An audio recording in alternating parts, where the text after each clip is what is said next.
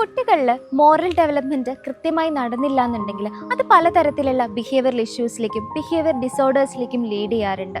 കുട്ടികളിൽ കാണുന്ന ഒരു തരത്തിലുള്ള ബിഹേവിയർ ഡിസോർഡറാണ് കണ്ടക്ട് ഡിസോർഡർ എന്ന് പറയുന്നത്. കണ്ടക്ട് ഡിസോർഡറുള്ള കുട്ടികൾ repetitive and persistent pattern of behaviour ആണ് കാണിക്കുക. ഈ പെർസിസ്റ്റൻറ്റ് പാറ്റേൺ ഓഫ് ബിഹേവിയർ എന്ന് പറയുമ്പോൾ കുട്ടികൾ റിപ്പീറ്റേറ്റീവായിട്ട് അവരുടെ basic rights, rules, social norms ഒക്കെ റെഗുലേറ്റ് ചെയ്യുകയാണ് ചെയ്യുക. അതുപോലെ തന്നെ ആനിമൽസിനോടും മറ്റുള്ള ആളുകളോടും ഒക്കെ ഭയങ്കര അഗ്രസീവായിട്ട് ബിഹേവ് ചെയ്യുക, ഫിസിക്കൽ ഫൈറ്റ്സിനൊക്കെ ഇനീഷ്യേറ്റീവ് എടുക്കുക, മറ്റുള്ളവരെ ത്രെട്ടൺ ചെയ്യുക, ബുള്ളിങ് ചെയ്യുക എന്നുള്ള രീതിയിലായിരിക്കും അവരുടെ ഒരു പെരുമാറ്റവും കാര്യങ്ങളും ഉണ്ടാവുക. അതുപോലെ തന്നെ കുട്ടികൾ ഇൻറ്റൻഷനലി ഫിസിക്കലി മറ്റുള്ളവരെ ഹാം ചെയ്യുന്നു. വെപ്പൺസൊക്കെ യൂസ് ചെയ്ത്, എക്സാമ്പിളായിട്ട് പറയുകയാണെങ്കിൽ ഗണ്ണ്, നൈഫ്, ബ്രോക്കൺ ആയിട്ടുള്ള ബോട്ടിൽ, ബാറ്റൊക്കെ യൂസ് ചെയ്ത് മറ്റുള്ളവരെ ഇൻറ്റൻഷനലി ഹാം ചെയ്യുക. അതുപോലെ തന്നെ മറ്റുള്ളവരുടെ പ്രോപ്പർട്ടീസ് ഇൻറ്റൻഷനലി നശിപ്പിച്ച് കളയുക, മോഷണം നടത്തുക, കളവ് പറയുക, അതുപോലെ സ്കൂളിലൊന്നും പോവാതെ വീട് വിട്ട് ഇറങ്ങിപ്പോവുക. ഇങ്ങനെയുള്ള സിംറ്റംസ് കണ്ടക്ട് ഡിസോർഡറുള്ള കുട്ടികളിൽ നമ്മൾ കണ്ടുവരുന്നുണ്ട്.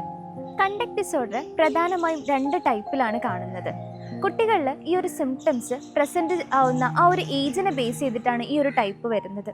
10 വയസ്സിന് താഴെയുള്ള കുട്ടികളിലാണ് ഈ ഒരു സിംറ്റംസ് കാണുന്നതെങ്കിൽ അതിന് നമ്മൾ ചൈൽഡ്ഹുഡ് ഓൺസെറ്റ് ടൈപ്പ് എന്നും, 10 വയസ്സിന് ശേഷമാണ് കുട്ടികളിൽ ഈ ഒരു സിംറ്റംസ് കാണുന്നതെങ്കിൽ നമ്മളതിനെ അഡോളസെൻ്റ് ഓൺസെറ്റ് ടൈപ്പ് എന്നുമാണ് പറയുന്നത്. ഈ ഒരു ഡിസോർഡർ കോർമോബിഡായിട്ട് ADHD അഥവാ attention deficit hyper activity disorder, അതുപോലെ തന്നെ ഒപ്പോസിഷണൽ ഡീഫിയൻ ഡിസോർഡർ, അതുപോലെ സബ്സ്റ്റൻസ് യൂസ് ഡിസോർഡർ, ഈ ഡിസോർഡറിൻ്റെ ഒക്കെ കൂടെ കാണാറുണ്ട്.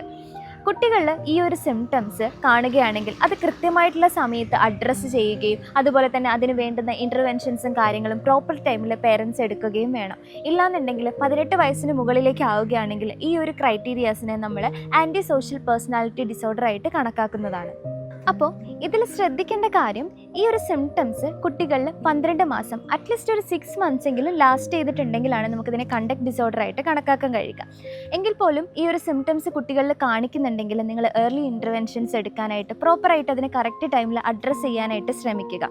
അതുപോലെ തന്നെ കുട്ടികൾ വളർന്നു വരുന്ന സാഹചര്യം അവരുടെ പേഴ്സണാലിറ്റീനെയും ഈ പറഞ്ഞ പോലെയുള്ള മോറൽ ഡെവലപ്മെൻറ്റിനെയും ഒക്കെ ഇൻഫ്ലുവൻസ് ചെയ്യുന്നതാണ്. അതുകൊണ്ട് കുട്ടികളുടെ മോറൽ ഡെവലപ്മെൻറ്റിന് വേണ്ടുന്ന എല്ലാ സപ്പോർട്ടും പേരൻസ് ആയിട്ടുള്ള നിങ്ങൾ കുട്ടികൾക്ക് കൊടുക്കുക.